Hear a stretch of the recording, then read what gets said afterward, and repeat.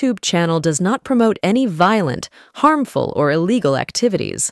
All content provided by this channel is meant for an educational purpose only.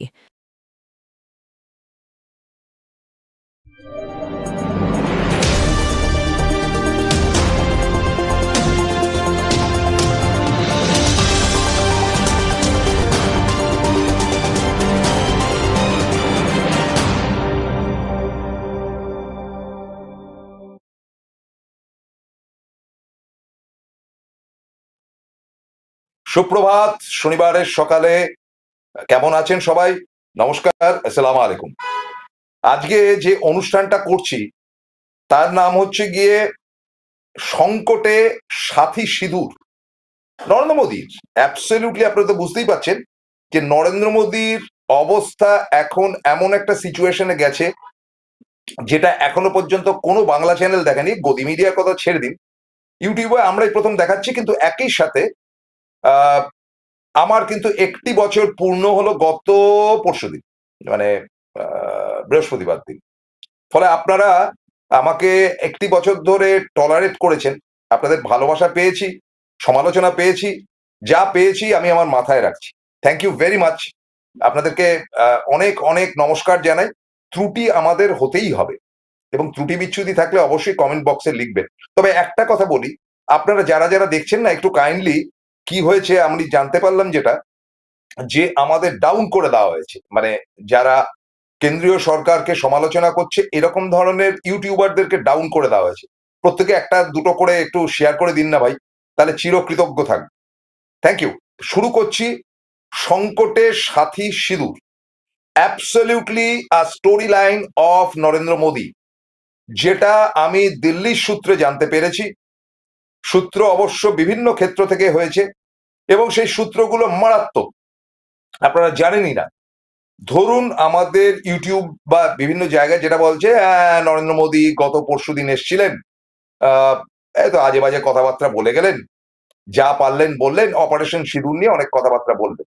তার বক্তব্য শেষ হওয়ার সঙ্গে সঙ্গে মাননীয় মুখ্যমন্ত্রী মমতা বন্দ্যোপাধ্যায় কিন্তু একদম মানে প্রেস ডেকে তার অবাঞ্ছিত কথাবার্তা, যেগুলো খাটো করার চেষ্টা করা হয়েছে রাজ্য সরকারকে, তিনি কিন্তু প্রেস মিট ডেকে একটি দীর্ঘ অনুষ্ঠান করলেন, যা কিনা আমরা প্রবাবলি গত পরশুদিন না গতকাল দেখিয়েছি।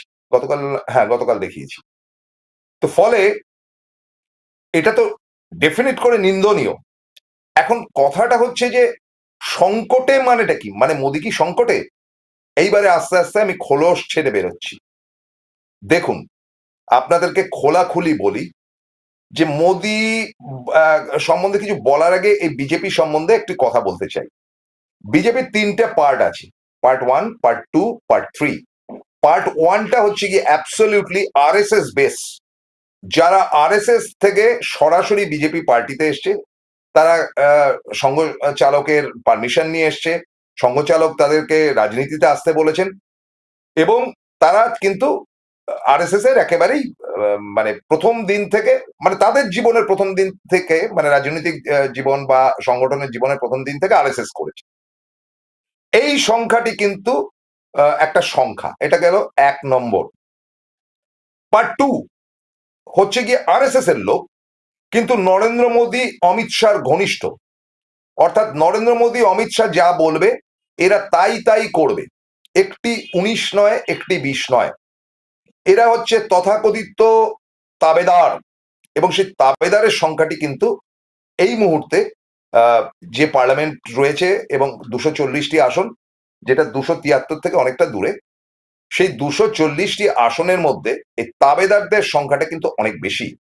তার কারণটা পরে বলছি। 3 নম্বরটা হচ্ছে একেবারেই আরএসএস করা নয়, কংগ্রেস থেকে আসা বা তৃণমূল থেকে আসা বা অন্যান্য যেই দলগুলো থেকে আসা, বিজেপিতে জয়েন করা একদল লোক, যারা আরএসএস এর দিক নির্দেশ, সিস্টেম, স্যাক্রিফাইস, আমি বলছি না আরএসএস একটা মহান সমস্ত কাজ করছে, কিন্তু তাদের মানে পলিটিক্যাল আসপেক্টে এরা আসেই না। এরকম ধরনের অবাঞ্ছিত বেশ কিছু লোক বিজেপিতে আছে। তারা হচ্ছে কি পার্ট 3, অর্থাৎ তৎকাল বিজেপি। তাহলে এবার আমি ভাঙছি, খুব ভালো করে শুনে নিন, কারণ এই কথাগুলো বলছি, এটার যা সাংঘাতিক ঘটনা ঘটেছে সেটা কল্পনা করতে পারবে। পার্ট ওয়ান, সেই সংখ্যাটি অর্থাৎ অ্যাবসলিউটলি আরএসএস বা নাগপুর বেস যারা রাজনীতি করেন তাদের সংখ্যাটি কিন্তু কম।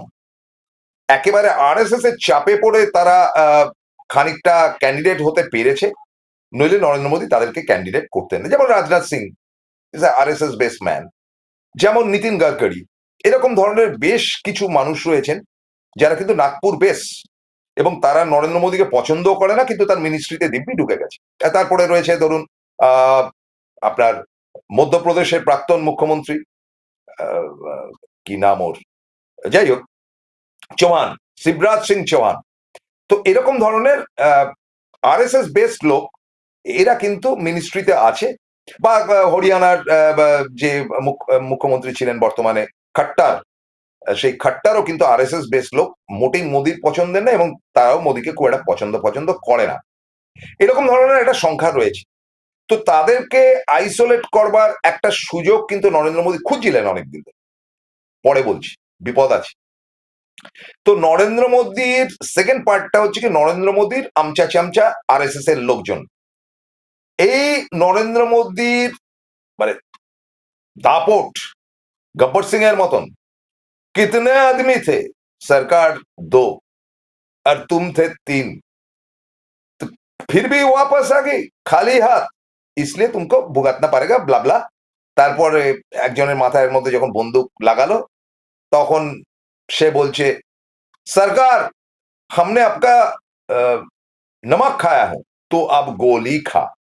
নরেন্দ্র মোদী ঠিক এই গব্বরের ভূমিকাটা পালন করছেন, এবং এই গব্বরের ভূমিকাটা পালন করছেন বলে তিনি প্রত্যেকদিন হুমকি দিচ্ছেন, এবং মিডিয়া সেটা দেখাতে বাধ্য হচ্ছে, তাদের বাপেরা দেখাতে বাধ্য হচ্ছে, মানে গদি মিডিয়া, যা বলবে নরেন্দ্র মোদী চালিয়ে যাও। তার জন্য তারা প্রত্যেকদিন সিঁদুরের এই হচ্ছে, সিঁদুরের তাই হচ্ছে, সিঁদুর হচ্ছে এই, নরেন্দ্র মোদী দেখে নেবে। এই সেদিনকে আনন্দবাজারে কোট অ্যান্ড কোট যেটা লেখা হয়েছিল যে হয় খাবার দেব, আর না কথা শুনলে গুলি করব। এই কালকেও বোধহয় এরকম গুলি ফুলি করবার কথা বলেছেন, যেখানে পাচ্ছেন গুলি করে দিচ্ছেন উনি। কোনো ক্ষমতা আছে? এ তো গব্বর সিং এর মতন বাতেলাবাজি হয়ে যাচ্ছে, যে সরকার हमने आपका नमक खाया तो आप गोली खा। ঠিক সেম ডায়লগ কিন্তু নরেন্দ্র মোদী বলছেন। আর তৃতীয় দলটি যেটি, সেটির মধ্যেই ধরুন শুভেন্দু অধিকারী থেকে শুরু করে যারা যারা এসছে, বা আপনারা ধরুন ত্রিপুরার মুখ্যমন্ত্রী প্রাক্তন কংগ্রেসী, আসামের মুখ্যমন্ত্রী প্রাক্তন কংগ্রেসী, এবং তারপরেও সিন্ধিয়া পরিবার থেকে এসছে, সিন্ধিয়ার ছেলে, সেও প্রাক্তন কংগ্রেসী। এখানেই শেষ নয়, এই যে অপারেশন সিঁদুর যেটাকে দিয়েছে, সেখানে কিন্তু সারা ভারত জুড়ে, আমি কল্পনা করতে পারি না, যেটা দিল্লির মাধ্যমে খবরটা পেলাম, যে তারা সার্ভে করে দেখেছে যে প্রত্যেক 3টে বাড়ির মধ্যে একটি বাড়িতে প্রশ্ন উঠেছে, প্রত্যেক 3টে ফ্যামিলির মধ্যে একটি ফ্যামিলির মধ্যে, তারা শিক্ষিত হোক অশিক্ষিত হোক যাই হোক, যে নরেন্দ্র মোদী এত বড় বড় বাতেলা মেরে শেষ পর্যন্ত পাকিস্তানকে অ্যাটাক করে 4 দিনের মাথায় বন্ধ করে দিলেন কেন? এবং বন্ধ যদি করে দিয়ে থাকে, তার এইরকম বড় বড় হোর্ডিং ফেস্টুন টাঙানো হচ্ছে কেন চারিদিকে? এই যে আপনারা দেখছেন যেটা টাঙানো হয়েছে। তিনি কি যুদ্ধক্ষেত্রে গিয়েছিলেন? যদি যুদ্ধক্ষেত্রে গিয়ে থাকেন এবং পাকিস্তান যদি যথার্থই অপরাধী হয়ে থাকে, তাহলে তাদেরকে সবক শেখানো হলো না কেন? আমাদের গদি মিডিয়া দেখাচ্ছে আজকে করাচি উড়ে গেছে, কালকে লাহোর উড়ে গেছে, একটা ঘটনাও ঘটেনি, মিথ্যা কথা বলেছে তারা, শুধু মোদিজিকে হাইলাইট করার জন্য। এই যে ঘটনাটি ঘটেছে, কেন ঘটলো? কেন নরেন্দ্র মোদী হঠাৎ কাশ্মীরের ঘটনার সঙ্গে পুলওয়ামার ঘটনা একটা ঘটে গিয়েছিল, তারপরে পরবর্তী অধ্যায়ে কাশ্মীরে যে 26 জনকে খুন করা হলো, এবং খুন করা শুধু হলো না, তাদের সিঁদুর মুছে দেওয়া হলো, এবং 26 জন হিন্দু নারীর সে সিঁদুরের বদলা নিলেন। নরেন্দ্র মোদীজি, প্রশ্ন করি যে একটি লোককে ধরা হয়েছে যে 4 জন 5 জন এই কাণ্ড কারখানাগুলো করেছে পহেলগামতে? একটি লোককে ধরা যায়নি। তারা দিব্যি পাকিস্তান হোক বা কাশ্মীর অধিকৃত, বা পাকিস্তান অধিকৃত কাশ্মীর হোক, ওই পিওকে যেটাকে বলা হয়, সেখান থেকে এলো, গুলি ফুলি করে 26 জনকে খুন করে দিয়ে তারা ব্যাক করে চলে গেল। যাওয়ার সময় আবার এও বলে গেল যে মোদীকে গিয়ে বলবে যা করেছি ক্ষমতা থাকলে চ্যালেঞ্জ। পুরো ব্যাপারটাই অনেক সময় নাটকীয় মনে হয়েছে, কিন্তু মানুষের হত্যা, এবং তার মধ্যে আমাদের বাঙালি পরিবারও আছে, সেটা তো আমরা মেনে নিতে পারি না। কারণ পুলওয়ামার ঘটনাতে যেভাবে আমাদের কাছে কাশ্মীরের প্রাক্তন রাজ্যপাল যে বক্তব্য রেখেছিলেন, সেটা তো মারাত্মক। যে পুলওয়ামাটা পুরো গটাপ ফটাপ ইত্যাদি বলেছিলেন, যেটা নিয়ে আমরা আগেও অনুষ্ঠান করেছি। তাহলে কোনটা সত্যি, কি সত্যি? তাহলে এটাও কি কোনো গন্ডগোল ছিল? তেমন তো যুদ্ধ বিগ্রহ হলো না, ওই 9টা জায়গাতে বম্বিং করা হলো, সেটা কৃত্য অবশ্য পুরোপুরি সেনাবাহিনী, আমি সন্দেহ প্রকাশ করছি না। কিন্তু তারপরে সেটা 4 দিনের মাথায় বন্ধ হয়ে গেল কেন? স্ম্যাশ করে দিতে পারতো ভারতের যা শক্তি, সেনাবাহিনীর যা শক্তি। ঘটনাটা কি? এবং একই সাথে ওই 4-5 জন যারা পেহেলগামে খুন করলো, তাদেরকে কেন ধরা হলো না? কি গল্পটা কি? এটা বারবার করে ছড়িয়ে পড়ছে চারিদিকে। ফলে ওই যে রাজ্যপাল যেটা খুঁচিয়ে দিয়েছিলেন, বা বাজপেয়ীর মন্ত্রিসভার নানান লোক যেগুলো বলছে, ড্রামাটিক ম্যাটার, এবং দিল্লি এখানে আরো অনেকটা এগিয়ে রয়েছে। কেন মোদী হঠাৎ এরকম ধরনের যদি কোনো ঘটনা ঘটে থাকে, হঠাৎ নিজেকে হাইলাইট করার জন্য ব্যস্ত হয়ে পড়লেন না? তার ছবি ছক্কা যাচ্ছে, এই যাচ্ছে সেই যাচ্ছে। আপনাদেরকে বলি, সার্ভে রিপোর্ট যেটা বলছে দিল্লি থেকে, যে মোদীর জনপ্রিয়তা মারাত্মক রকম ভাবে কমে গেছে দুটি ঘটনায়।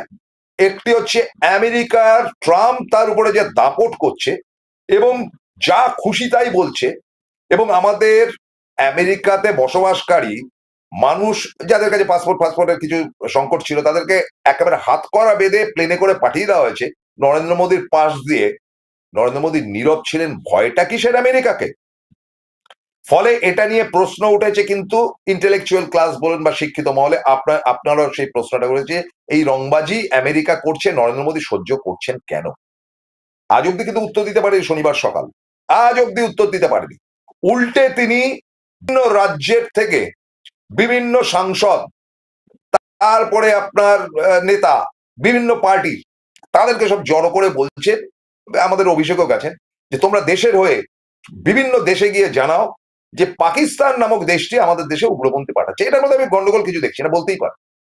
কোথায় কোথায় পাঠাচ্ছেন, অভিষেকের জায়গাটাই বলবো, বাকি জায়গাগুলো বলার দরকার নেই। যেটা আমরা দেখেছি সেই জায়গাগুলো হচ্ছে কি যথাক্রমে জাপান, সেই জায়গাগুলো হচ্ছে কি দক্ষিণ কোরিয়া।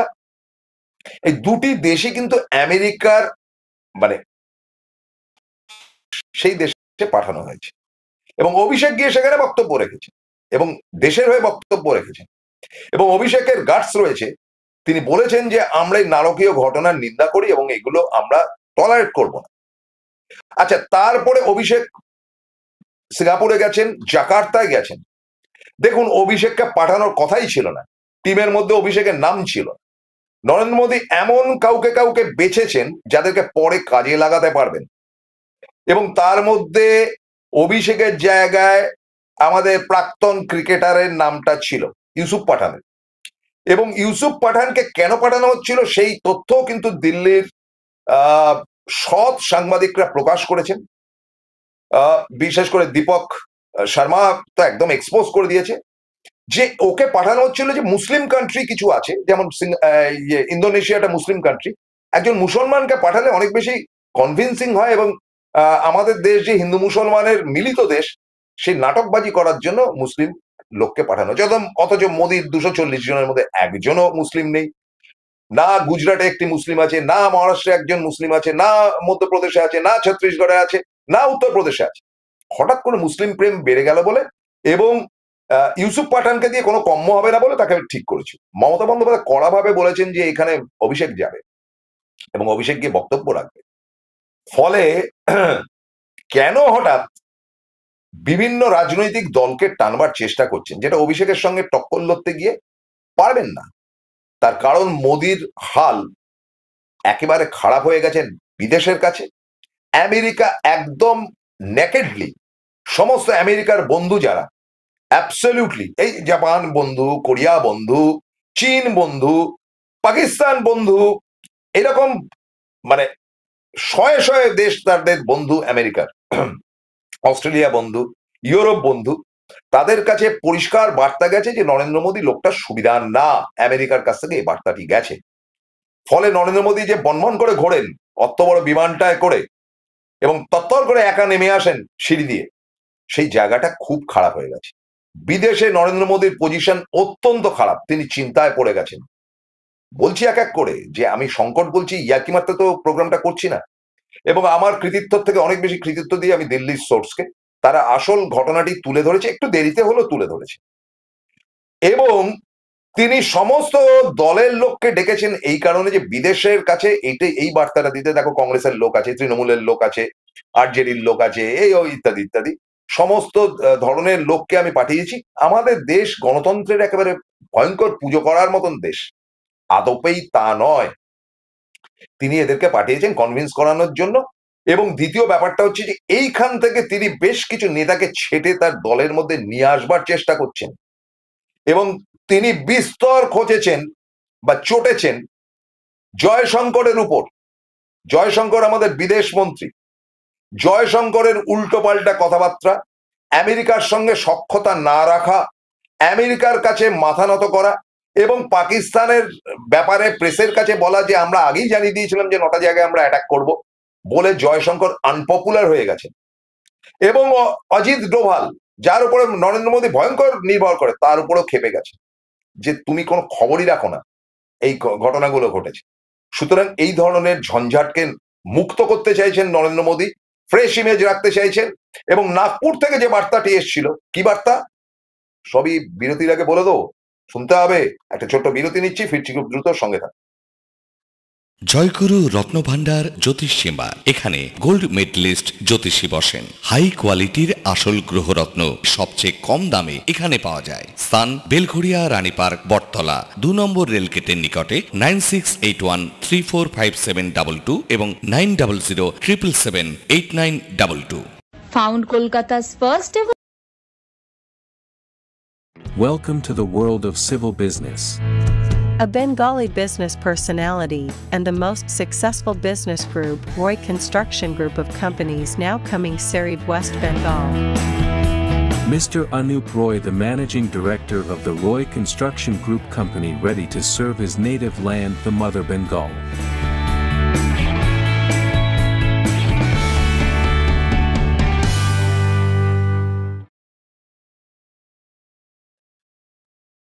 ফিরে এলাম বিরতির পরে। এবার খুব ইন্টারেস্টিং কিছু কথা বলবো। দেখুন, 2024 লোকসভা নির্বাচনের ঢের আগে থেকেই আরএসএস কে পাত্তা দিচ্ছিলেন না নরেন্দ্র মোদী, এবং পাত্তা না দেওয়ার ফলে এবং তাদেরকে পদে পদে অপমান করার, বিশেষ করে প্রধান সংঘ সরচালক প্রধানকে অপমান করার ফলে, মানে মোহন ভাগবতকে, তারা কিন্তু টাইট দিয়ে দিয়েছেন নরেন্দ্র মোদীকে। উত্তরপ্রদেশ, মহারাষ্ট্র ইত্যাদি ইত্যাদি জায়গাতে এত সংখ্যা কম পেয়েছেন যে সংখ্যা লঘু সরকার করতে বাধ্য হয়েছে নরেন্দ্র মোদী, মানে অন্যের সাহায্য নিয়ে। এই টাইটটা দেওয়ার পর নরেন্দ্র মোদী খানিকটা হলো সারেন্ডার করেছেন। এবার বার্তা নাকি এসেছিল যে 75 বছর বয়স হলে তোমাকে কেটে পড়তে হবে। তুমি তো ভাই সবাইকে কাটিয়ে দিয়েছো 75-এ, ফলে আমাদের রুলস এন্ড রেগুলেশনস অনুযায়ী, ফলে নরেন্দ্র মোদী এটাতেও নাকি বিপদে পড়েছেন। শুনেছি তিনি সরাসরি চলে গেছিলেন নাগপুরে, এবং নাগপুরে গিয়ে তিনি মোহন ভাগবতের কাছে একেবারে নম্র হয়ে কথা বলেছেন, নাকি সোর্স বলছে যে আপনারা যা বলবেন হুজুর আমি তাই শুনব। ফলে দেশের অভ্যন্তরে চাপ, দেশের বাইরে চাপ, এবং আরএসএস এর ব্যাড বুকে থাকা নরেন্দ্র মোদী এবার কি করেন সেই চাপ, এবং পদে পদে চাপ। আমি জানি না নরেন্দ্র মোদীকে যে খুব মিষ্টি মিষ্টি কথা বলেছেন এমন কিন্তু কোনো তথ্য আমরা দিল্লি থেকে পাইনি, বরং নাগপুরে গিয়ে তাকে বেশ খানিকটা কোণঠাসা হতে হয়েছিল। এবং আমি জানি না যে সেপ্টেম্বরের পরে কি হবে। তো সেপ্টেম্বরের আগে নাকি বাহাদুরি দেখাবার জন্য এই যুদ্ধ বিগ্রহ ইত্যাদি ইত্যাদি, বা এই পাকিস্তান অ্যাটাক ইত্যাদি ইত্যাদি নাকি করা হয়েছে। আমি জানি না কতটুকু কি সত্যি বা মিথ্যে, কারণ এগুলো তো নানা মুনির নানা মত হচ্ছে। তবে যা কিছু কৃতিত্ব, আমি আবারও বলবো, আমাদের সেনাবাহিনীর কৃতিত্ব, পাকিস্তানের উগ্রপন্থাকে আমরা বিশ্বাস করি না, তাদেরকে নিকেশ করাটা উচিত এবং তাদেরকে খতম করাটা উচিত।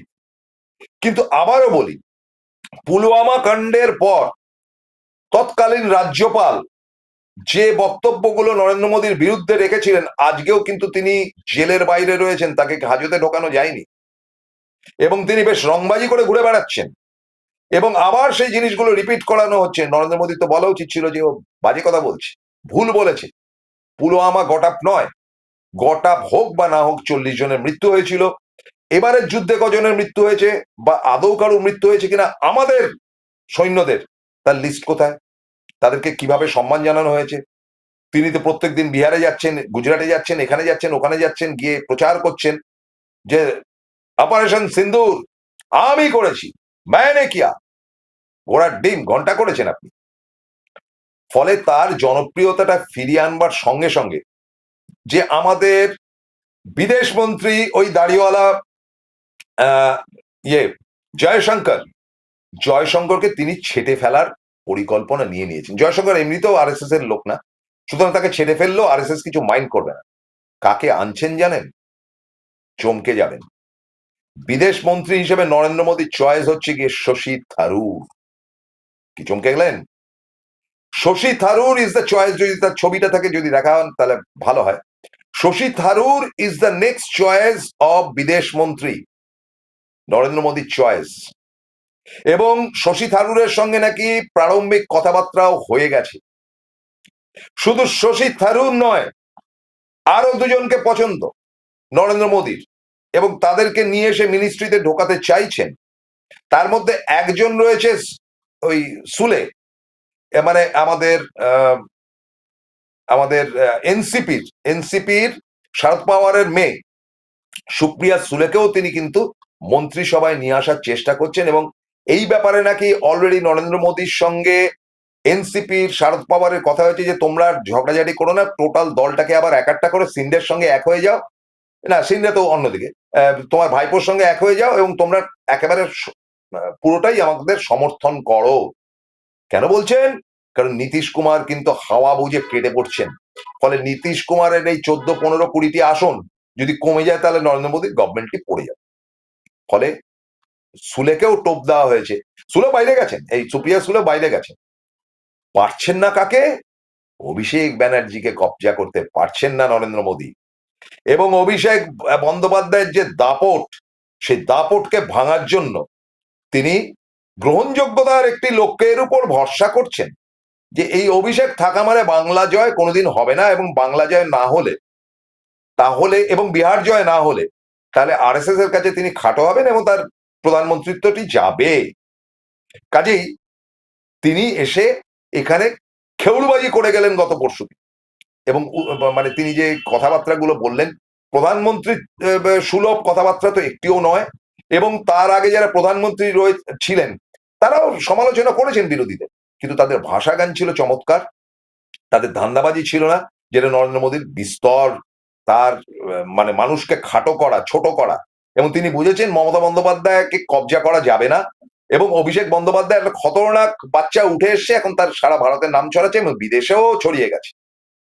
ফলে নরেন্দ্র মোদী কিন্তু অ্যাটাকের জায়গা থেকে আজে বাজে কথা বলে গেছেন আলিপুরদুয়ারে। এবং আপনাদেরকে বলি যে তার বিশ্বাসের জায়গা, এখন মোদীর বিশ্বাসের জায়গা হচ্ছে অমিত শাহ, এবং অমিত শাহর বিশ্বাসের জায়গা হচ্ছে গিয়ে শুভেন্দু অধিকারী।